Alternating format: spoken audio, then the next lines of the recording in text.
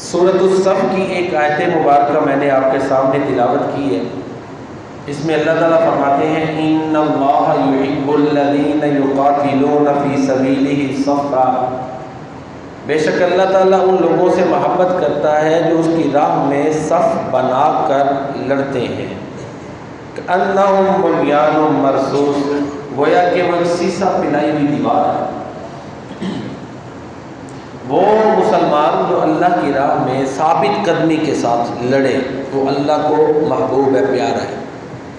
وہ مسلمان جو میدان جنگ میں جواں مردی کا، شجاعت و بہادری کا مظاہرہ کرے اللہ تعالیٰ کی رضا کے لیے، وہ اللہ کو محبوب ہے۔ اور اللہ فرماتے ہیں کہ وہ اس طرح جواں مردی، بہادری، استحکام اور ثابت قدمی کا مظاہرہ کرتے ہیں جیسے ایک سیسا پلائی مضبوط دیوار جس میں کمزوری کا سوچا بھی نہیں جا سکتا۔ یہ سورۃ الصف سورہ نمبر 61 ہے، 28واں پارہ ہے، اس کی ایک آیت مبارکہ ہے۔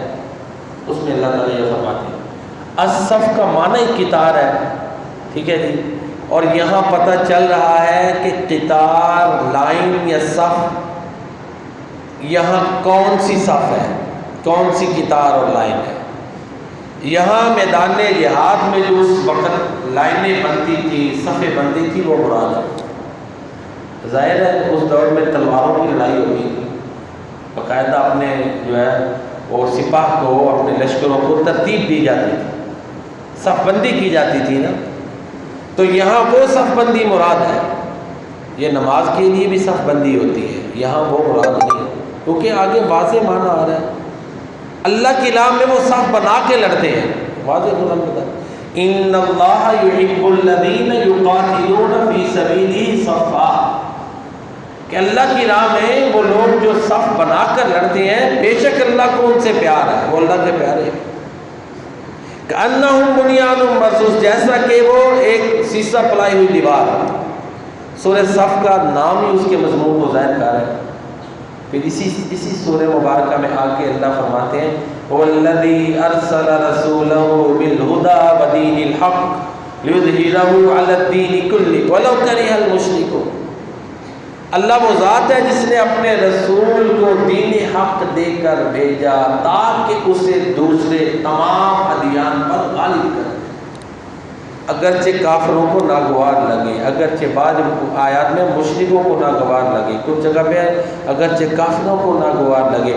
ظاہر ہے کافروں کو اپنی پسپائی، اپنے موقف کا غلط ثابت ہونا، مسلمانوں کی برتری اور مسلمانوں کے موقف، نظریہ، عقیدہ کا درست ثابت ہونا یہ خوشگوار تو نہیں نہ لگے گا، ناگوار ہی گزرنا پہ۔ تو اللہ تعالیٰ فرماتے ہیں اللہ کو اس چیز کی کوئی پرواہ نہیں، اللہ نے اپنے رسول کو حق دے کر بھیجا ہے اور وہ غالب آ کے رہنا ہے۔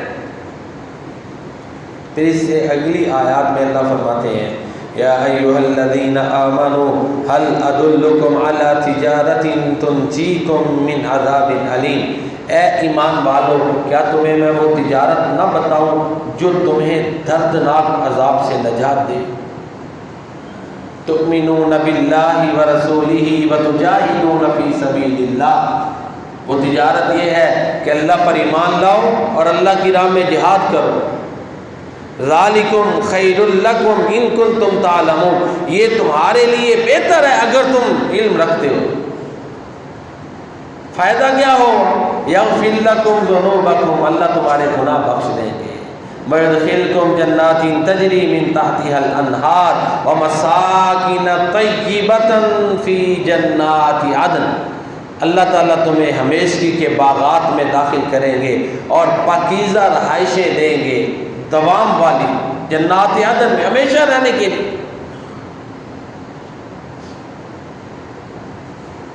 اور یہاں پر یہ ہے کہ جب تم صف بنا کے اللہ کی راہ میں لڑو گے تو نصر من اللہ و فتح قریب، اسی صورت کی یہ آیت کا حصہ ہے۔ تم میدان میں ڈٹ تو جاؤ، اللہ کی رضا کے لیے کھڑے تو ہو جاؤ، اپنا ثبات تو دکھا دو، پھر اللہ کی طرف سے اب بڑی جلد مدد آ جائے گی۔ یہ سورہ صف کے مضامین ہیں۔ تو سورہ صف میں بنیادی طور پر جو مسئلہ جہاد ہے، جہاد کے مسائل بیان ہوئے کہ اللہ کی راہ میں ثابت قدمی دکھاتے ہیں جو مومن اللہ کو بڑے پسند ہیں، اللہ نے اپنے نبی کو حق دین، حق سچا دین دے کر بھیجا، غالب آ کے رہے گا۔ اور یہ لوگ جو میدان جہاد میں اللہ کی راہ کے لیے، اللہ کی رضا کے لیے اترتے ہیں، یہ وہ لوگ ہیں کہ جنہوں نے بڑا فائدے والا سودا کر لیا۔ ان کو اللہ نے عذاب علیم سے بچا لیا، ان کو بخش دیا، ان کے لیے باغات ہیں، ہاں ان کی دنیا میں بھی اللہ مدد فرمائے۔ یہی مفہوم ہے ان آیات کا، یہی مفہوم ہے۔ اس طرح کے پچھلے جمعہ میں بھی موضوع یہی تھا، چونکہ حالات ہی یہی تھے، اور آج کا دن تو ہمارے سرکاری سطح پر جو ہے اس کو یوم تشکر کے طور پہ منایا جا رہا ہے، اور یہ ٹھیک جو ہے نا چیز ہے، تشکر کا ہی جذبہ ہونا چاہیے۔ شکر کریں تو پھر مزید نعمتیں ملتی ہیں، کامیابیاں ملتی ہیں۔ قرآن ہے نا وَإِذْ تَأَذَّنَ رَبُّكُمْ لَئِن شَكَرْتُمْ لَأَزِيدَنَّكُمْ، کامیابی پہ شکر والا انداز ہو، حمد والا انداز ہو، اللہ کی کبریائی کو بیان کرنے والا انداز ہو، اپنی شیخیاں نہ بگاڑے، دشمنوں کا مذاق نہ اڑائے۔ یہ ہمارے اسلام میں اس طرح نہیں ہے، اگرچہ دوسرے میڈیا والے کر رہے ہیں۔ ہم پابند ہیں کہ اپنے پیارے نبی صلی اللہ علیہ وسلم کی تعلیمات پر عمل کریں۔ تو یہاں سے ہی جو پاکستان نے آپریشن کیا، اس کا نام بنیاد المرصوص، یہاں اسی سورہ مبارکہ سے لیا گیا، شیشہ پلائی ہوئی دیوار، یہ اسی، اور یہ دیکھیں قرآن کریم سے لیا گیا۔ اور اس کی ایک وجہ یہ بھی بیان کی جاتی ہے کہ جو سب سے پہلی مسجد انہوں نے شہید کی نا، مسجد بلال، اس کی جو دیواریں ہیں نا، دیواروں پہ پتہ مسجدوں میں آیات لکھی ہوتی ہیں، چندہ کاری کی ہوتی ہے، اس کی ایک دیوار کے اوپر مجھے ایک دوست نے پک بھی بھیجی نا گروپ پرسنل میں، کہ اس مسجد کی دیوار کے اوپر یہ آیت مبارکہ لکھی ہوئی تھی جہاں یہ انڈیا نے بمباری کی، ان اللہ یحب الذین یقاتلون فی سبیلہ صفا کانہم بنیان مرصوص۔ اسی سے یہ بڑا پیارا نام ہے آپریشن کا، قرآن سے لیا گیا۔ تو جو نظریات قرآن سے لیے جائیں وہی سب سے زیادہ خوبصورت ہیں، اور وہی روح کو تسلی بھی دیتے ہیں، مدد بھی اللہ کے نازل ہوتی ہے۔ تو دیکھیں نا یہ تو جو آج حالات ہمیں نظر آ رہے ہیں، ہمیں تو ہماری توقعات سے بڑھ کے اللہ تعالیٰ نے یہ عزتیں دی ہیں۔ صحیح بات ہے، مایوسی والے حالات ہیں، جو معاشی حالات ہیں، آپس میں جو اختلافات ہیں، جو بیرونی پاکستان کے خلاف پروپیگنڈے تھے، کیا کیا محاذ تھے۔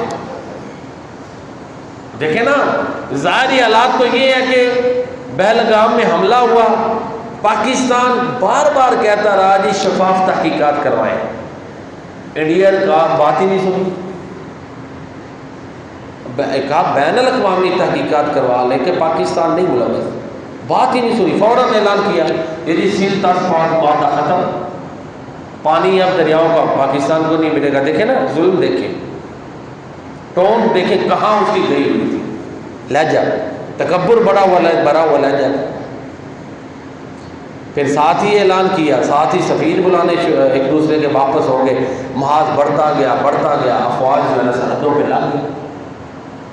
پھر اس نے ساتھ ہی کہا جی ہم آپریشن کریں گے، سندور نام رکھ دیا آپریشن کا، آپریشن کیا، پہلے فضائیہ کے ذریعے انہوں نے کیا آپریشن، انہوں نے دیکھا کہ وہ ناکام ہو گیا ہے، اس طرح ظاہر ہے ان کے طیارے جب مار گرائے گئے، ادھر ان کو آزادی سے بمباری نہیں اس طرح کرنی دی گئی، ان کو ایک لگام ڈال دی گئی، تو ظاہر ہے ناکامی تھی، انہوں نے اسٹریٹجی بدلی۔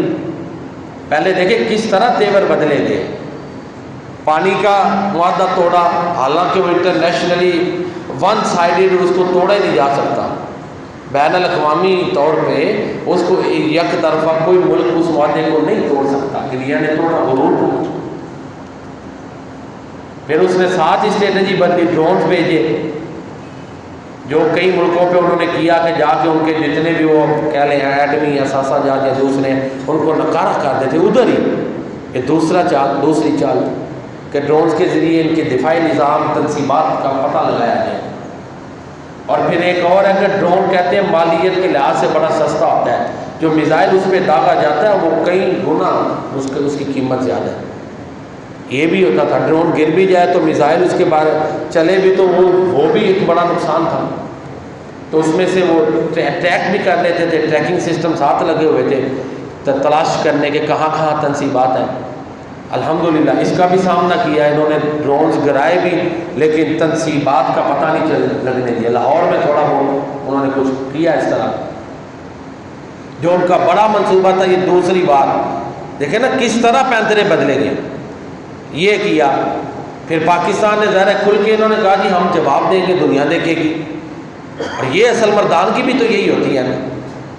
آپریشن سندور جو اس نے فضائیہ کے ذریعے کیا، ہماری عبادت گاہوں کو نشانہ بنایا۔ عبادت گاہوں میں تو کوئی جہادی ٹریننگ نہیں نہ ہو رہی، کوئی کیمپس تو نہیں نہ لگے ہوئے، وہ تو عبادت گاہ ہے۔ کتنی گھٹیا حرکت ہے، گھٹیا ترین حرکت انڈیا نے کی، پہلے مساجد پر حملہ کیا خوف پھیلانے کے لیے۔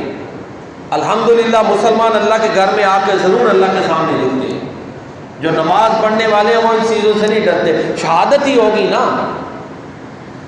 دیکھیں ہم دعائیں کرتے ہیں، کلمہ پڑھتے ہوئے موت آئے، تو جس کو نماز پڑھنے کے لیے آ رہا ہے یا وضو کر کے مسجد کے لیے آ رہا ہے یا نماز میں کھڑا ہے یا جا رہا ہے، یہ تو اعلیٰ ترین موت ہے، شہادت کی موت ہے یہ۔ تو مسلمان ان حربوں سے نہیں ڈرتے، جن کی اللہ سے جن کا لگاؤ تعلق ہے۔ اللہ تعالیٰ مجھے اور آپ کو لوگوں میں شامل فرمائے کہ جن کے دلوں میں ہر چیز سے بڑھ کے اللہ کی محبت، اللہ کے رسول کی محبت۔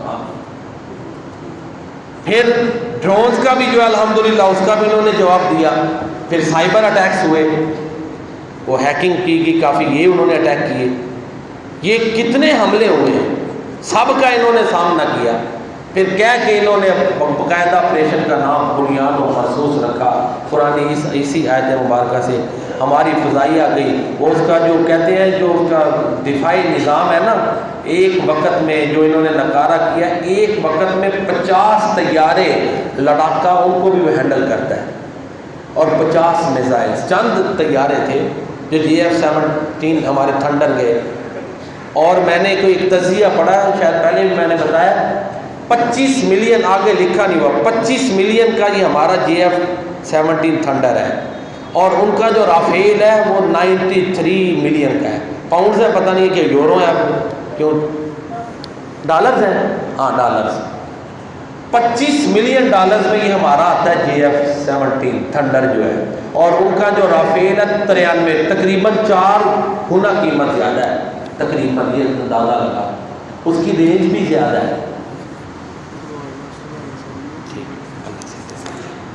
تو یہ حالات ہیں، ان کا ٹریکنگ سسٹم بھی زیادہ تھا۔ تو پھر ایک میں نے اور تجزیے میں دیکھا کہ پاکستان کی جو فضائیہ ہے نا، انہوں نے کچھ ایک اچھا قدم جو تو کسی اور ملک نے نہیں کیا۔ اگرچہ یہ جو ہے نا جہاز کے حصے مختلف ملکوں سے لے رہے ہیں، مل کے بنا رہے ہیں، خود نہیں بنا رہے، لیکن ہماری پاک فضائیہ خود بنا رہی ہے۔ باقی جو ممالک ہیں نا وہ پرائیویٹ کمپنیاں اسلحہ بنا کے دیتی ہیں، جہاز کیا دوسرا اسلحہ کیا۔ ہماری جو پاکستان کی فضائیہ ہے نا وہ خود یہ سارا کچھ کر رہے ہیں، پرائیویٹ کوئی کمپنی نہیں، کوئی جہاں سے بھی کوئی ایک جگہ سے اللہ خرید رہے ہیں، دوسری جگہ سے اس کے جیسے بھی انہوں نے سسٹم بنایا ہوا ہے، اور ایک انہوں نے مضبوط یہ چیزیں قائم کی ہیں۔ تو یہ تو چلو ہونا چاہیے، کیونکہ قرآن کا حکم ہے وَأَعِدُّوا لَهُم مَّا اسْتَطَعْتُم مِّن قُوَّةٍ، ان کے لیے جتنی تمہارے اندر طاقت ہے نا، طاقت تیار کر کے رکھو، اپنی استطاعت کے مطابق ان کے لیے طاقت تیار کرو، یہ قرآن کا حکم ہے اور یہ تیار کرنی چاہیے۔ وَمِن رِبَاطِ الْخَيْلِ، گھوڑوں کو باندھ کے رکھو، مراد یہی ہے نا کہ جو بھی جنگی آلات ہیں اپنے اپنے دور کے وہ تیار کر کے رکھو، مطلب یہ ہے۔ تو اس طرح یہ گئے، انہوں نے ان کا وہ سسٹم نکارہ کیا، اس کے علاوہ ان کے جو ہے نا اور تباہیاں جو بھی کیں، ان کے مختلف جو تھے ایئر بیسز، ہاں نور خان ایئر بیس پہ انہوں نے اٹیک کیے اور بڑے کیے، یعنی انہوں نے 4 مختلف اسٹریٹجیز اپنائی ہیں انڈیا نے۔ ایک بڑے دکھ کی بات ہوئی، بعض لوگ کہتے ہیں لو جی فلاں مسلک کی مسجدوں پہ ہوا تو اس لیے ایسے ہو، اور بھائی نور خان ایئر بیس پاکستان کی ہے، یہ پاکستان اور اسلام کی لڑائی ہے، کسی ایک مکتب کی نہیں ہے۔ ہمیں یونٹی دکھانی چاہیے، اتحاد دکھانا چاہیے، اتفاق دکھانا چاہیے۔ اور پھر اللہ کا شکر ہے کہ آج کل تو آپ کو پتہ ہے وائرل ہو چکی ہیں، وہ کلپس وائرل ہو چکے ہیں، کس طرح اللہ کی مدد ہے، ہر طرف گولیوں کی بوچھاڑ ہے، اور ہمارے جو جہاز ہیں ہمارے فضائیہ کے، وہ انہوں نے باقاعدہ جو ٹارگٹ تھے ان کو پوری طرح اٹیک کیے، تباہ کیے، اور اللہ تعالیٰ صحیح سالم واپس لے۔ بنیان مرصوص اس آپریشن کا نام رکھا گیا۔ تو دنیا دنگ ہے کہ یہ ملک جس کی معیشت بالکل ڈوبی ہوئی ہے، یہ ملک جس کا امیج دشمنوں نے دنیا میں نکارا بنایا ہے کہ غیر مستحکم ملک ہے، ہاں پھر بھی اس کے باوجود دشمنوں کا جو میڈیا ہے نا وہ بڑی پھر بھی کردار کو شکار ہے۔ ایک دوست بتا رہے تھے، پتہ نہیں ڈروپ کیا نام ہے اس کا، ریٹھی کیا نام ہے اس طرح کا، اس کی ملینز میں ویوز ہیں، انڈین ہے، وہ جتنا بھی انڈیا کا میڈیا اس کو دے رہا ہے نا وہ اس کے مطابق کر رہا ہے ذہن سازی۔ ہماری بھی ذمہ داری ہے کہ ہم اپنے ملک کے دفاع کے لیے بولیں، آگے حقیقت پہنچائیں۔ تو الحمدللہ اللہ تعالیٰ نے بڑی کامیابی دی کہ لوگوں کو یہ تھا کہ انڈیا مارے گا، پاکستان تھوڑا احتجاج کرے گا تو بس آئندہ انڈیا آئے دن پاکستان کے اوپر یہ اٹیک کرے گا، یہ تاثر دینے کی کوشش کی گئی ہے نا۔ تو اس کو جو پچھلے بھی گلے شکوے تھے وہ بھی اللہ نے دور کروا دیے۔ گھر میں گھس کے ایک ایک چوری چھپے آیا ہے، انڈیا چوری چھپے آیا ہے، کوئی وار نہیں کیا، اٹیک کیا ہے اور گھٹیا حرکت کی ہے، جو ہے نا عبادت گاہوں کو نشانہ بنایا ہے۔ ہماری افواج نے علل اعلان اٹیک کیا ہے اور ملٹری ان کی تنصیبات کو اٹیک کیا ہے۔ موازنہ کر لیں، انہوں نے صرف فوجی تنصیبات کو اٹیک کیا ہے، کوئی پبلک پریمیسز پہ اٹیک نہیں کیا۔ دنیا نے دیکھا ہے، آج کل تو ویسے سیٹلائٹ اور یہ سسٹم موجود ہے، اس کے ذریعے سارا پتہ چل جاتا ہے۔ تو جب یہ اللہ نے یہ اب امیج بلند کیا ہے، ایک حالات سازگار ہوئے ہیں، ایسے تو نہیں فوراً جنگ بندی ہو گئی۔ پہلے پاکستان تو کہہ رہا تھا لیکن انڈیا کسی کی سن رہا تھا، اب اگر اس نے سنی ہے تو اس کا مطلب ہے وہ معاملہ ہے۔ تو یہ تو تھے ماضی کے حالات، اب مستقبل میں بھی یہ ہے کہ ہمارے اوپر کچھ ذمہ داریاں ہیں جو ہم نے کرنی ہے۔ یہ تو ماضی قریب کے حالات ہیں نا جو گزر چکے ہیں، اب بھی ہماری بہت زیادہ ذمہ داریاں ہیں۔ اس میں یہ ہے کہ ہم نے تیاری اپنی اسی طرح رکھنی، بلکہ مزید بہتری، کیونکہ جب ان کا وہ ابھی نندن کا جہاز گرا تھا نا، اس کے بعد انڈیا نے رافیل خریدے، وہ بھی ناکام ہو گئے۔ ظاہر اب پھر وہ اپنے کوئی نہ کوئی اس کی اجارہ داری ختم ہو گئی ہے نا، سارے چھوٹے ملکوں کو وہ نیچا دکھا رہا تھا، پاکستان تعداد میں اس سے چھوٹا، اور اس سے اللہ نے اس کو جو ہے نا خوبصورتی دکھلائی ہے، اس کا جو غرور تھا وہ خاک میں ملا ہے۔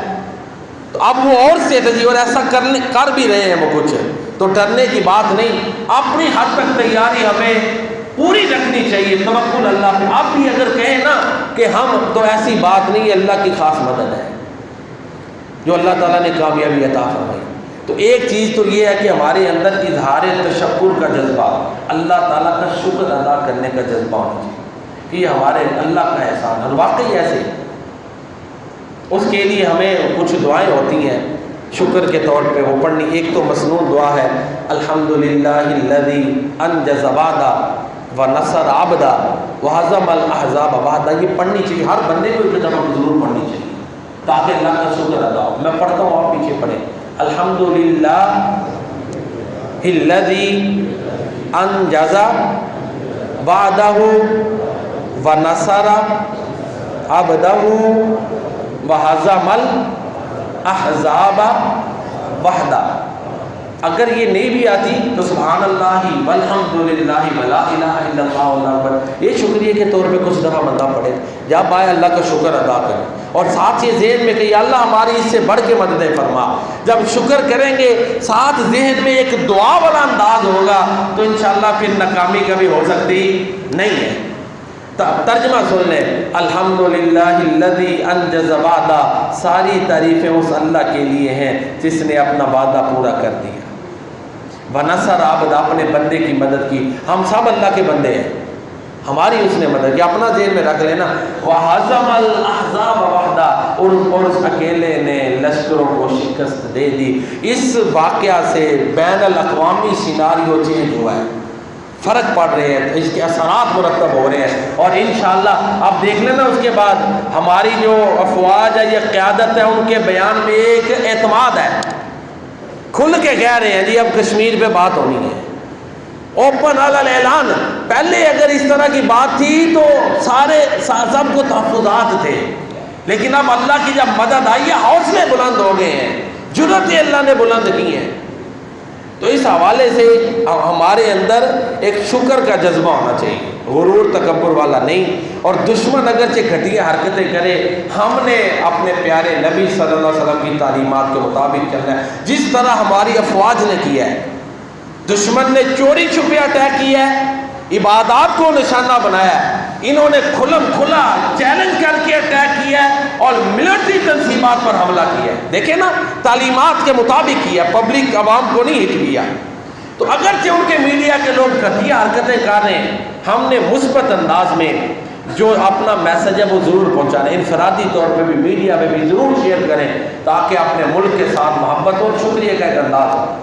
آئندہ کے لیے جس طرح کہ میں نے عرض کیا کہ آئندہ ہماری ذمہ داری ہے، ذمہ داری یہ ہے کہ ہمیں مزید جو ہے نا وہ آپس میں اتحاد کی فضا قائم کرنی چاہیے، بدگمانیاں ختم کرنی چاہیے، اور اگر کوئی ہمارے معاشرے میں ایسے لوگ ہیں جو اپنے ہی اداروں کے خلاف ذہن رکھتے ہیں ان کی اصلاح کرنی چاہیے، ان کی سوچ میں تبدیلی لانی چاہیے، بہتری لانی چاہیے کہ اب ظاہر ہے یہ جو حالات ہے پتہ چل رہا ہے تو اس میں بڑی چیزیں، بڑے جھوٹی افواہیں، میڈیا پروپیگنڈا بڑا ہوتا ہے جو اب ہمیں کافی حد تک سمجھ آ جانا چاہیے۔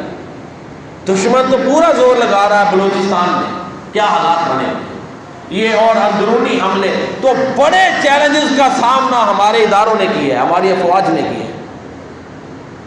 یہ جو خود کش حملے تھے یہ دنیا کا مشکل ترین ٹاسک ہے، اللہ نے اس ملک کو پھر امن دوبارہ دیا، یعنی بڑے مسائل سے گزرے، تو ہمیں اپنی سوچ میں مثبت سوچ رکھنی چاہیے، اتحاد اتفاق کی فضا رکھنی چاہیے، اللہ کے شکر والے جذبات جو ہیں اپنے اندر ان کو ہمیں پروان چڑھانا چاہیے، آپس میں اختلاف رائے کو دشمنیوں میں نہیں بدلنا چاہیے، سیاسی اختلافات ہیں تو ان کو بھی اس طرح نہ کریں کہ دشمنیوں تک لے جائیں، اس طرح کے معاملات نہ ہوں۔ اسلام جو ہے وہ تحمل اور برداشت جو ہے وہ ہمیں سکھاتا ہے۔ آپ صحابہ کرام کے ادوار میں دیکھیں، بڑے بڑے سخت اختلافات ان کے ہوتے تھے، لیکن وہ نمازیں ایک دوسرے کے پیچھے پڑھتے تھے، کفر کے فتوے نہیں۔ حتیٰ کہ حضرت علی رضی اللہ تعالیٰ عنہ کے بارے میں آتا ہے کہ خارجی جو حضرت علی رضی اللہ تعالیٰ عنہ اور حضرت امیر معاویہ دونوں کو کافر کہتے تھے، حضرت علی ان کو بھی کافر نہیں کہہ رہے تھے، کہتے تھے یہ گمراہ ہو گئے، یہ نمازیں بڑی پڑھتے ہیں لیکن ان کو آیت کا مطلب انہوں نے غلط لے لیا، اس کی وجہ سے بہک گئے۔ ان الحکم الا للہ آیت تھی نا کہ حکم صرف اللہ کا چلتا ہے، تو حضرت امیر معاویہ اور حضرت علی رضی اللہ تعالیٰ عنہ نے صلح، ظاہر ہے آپس میں صلح کرنی ہے تو کوئی نمائندے تو بٹھانے ہوتے ہیں نا، دنیا داری کے معاملات ہیں، صلح کے لیے کوئی تیسری پارٹی اپنے دو چار بندے بٹھا کے بات چیت ہوتی ہے، پھر آگے بات بڑھتی ہے۔ تو جب انہوں نے اپنے نمائندے مقرر کیے تو ایک گروہ نے کہا کہ لو جی انہوں نے ان کو نمائندہ بنا دیا، اللہ کے ساتھ شرک کر دیا، معاذ اللہ یہ اسلام سے نکل، کتنی بڑی غلطی کی ان لوگوں نے۔ لیکن حضرت علی رضی اللہ تعالیٰ عنہ نے ان کے خلاف قتال بھی کیا، وہ لوگ قائل نہیں ہوئے، حضرت علی رضی اللہ تعالیٰ عنہ کی ہی صفوں سے وہ نکلے تھے۔ یہ گروہ نکلا تھا جب حضرت امیر معاویہ اور حضرت علی کے اختلافات بڑھ گئے نا، بعد میں یہ گروہ نکلا، ان کے خلاف جنگ نہروان لڑی انہوں نے، تقریباً 5000 بندے ان کے مارے گئے، اور انہوں نے حضرت علی کو شہید کیا تھا۔ اگر ان کو سامنے رکھو نا تو واقعہ کربلا بھی آپ کو آسانی سے سمجھ میں آ جائے گا کہ واقعہ کربلا میں کس کس کا ہاتھ ہوتا ہے۔ تو جو اس طرح گمراہ لوگ تھے انہوں نے حضرت علی اور حضرت امیر معاویہ دونوں پہ قاتلانہ حملہ کیا، حضرت امیر معاویہ بچ گئے، حضرت علی شہید ہو گئے، تو یہ لوگ تو ان کی نسلوں کے بھی خلاف ہو گئے۔ تو بہرحال میں عرض یہ کر رہا ہوں کہ ہمیں آپس کے رویے جو ہیں وہ درست رکھنے چاہیے۔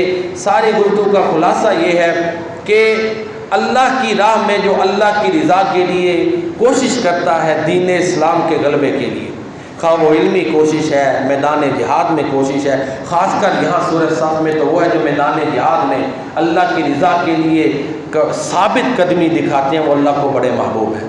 تو ظاہر ہے جو میدان جہاد میں اس طرح جیسے سیسہ پلائی ہوئی دیوار ہے اس طرح مظاہرہ کرتے ہیں، تو جو ان کے ساتھ تعاون کرتے ہیں وہ بھی تو اللہ کو پھر پیارے ہو جائیں گے کہ نہیں؟ کیوں جی؟ جو اللہ کے پیارے ہیں تو ان سے پیار کرے، تو جس سے پیار ہونا تو اس سے پیار کا اظہار کرے تو خود بخود ایک قربت بڑھ جاتی ہے۔ تو جو اللہ کی راہ میں نکلے ہوئے ہیں ہمیں بھی ان سے اچھا رویہ رکھنا چاہیے، ہمیں یہ اپنی طرف سے یہ ایک جو ہے نا وہ فضا ظاہر کرنی چاہیے کہ ہم اپنی افواج کے ساتھ شانہ بشانہ کھڑے ہیں۔ کیوں جی؟ ہے کہ نہیں؟ ٹھیک ہے نا؟ ہاتھ اٹھا کے بتائیں، انشاءاللہ ہم اپنے اداروں کے ساتھ اپنی افواج کے ساتھ ہیں، شانہ بشانہ ہیں، ان کے لیے دعا گو ہیں، ان کے ساتھ ہیں۔ اللہ ان کی حفاظتیں فرمائے، ہمارے ملک کی حفاظتیں فرمائے، اللہ تعالیٰ جو اس کے مشکلات ہیں ان کو دور فرمائے، اور اسی طرح ہم اللہ پہ اعتماد کرتے رہیں۔ مدد اللہ سے آنی ہے، تیاری رکھنی ہے، اور موجودہ دور جس طرح کے میں پہلے عرض کر چکا سائنس اور ٹیکنالوجی کا دور ہے، اس میں آگے نکلنا ہے۔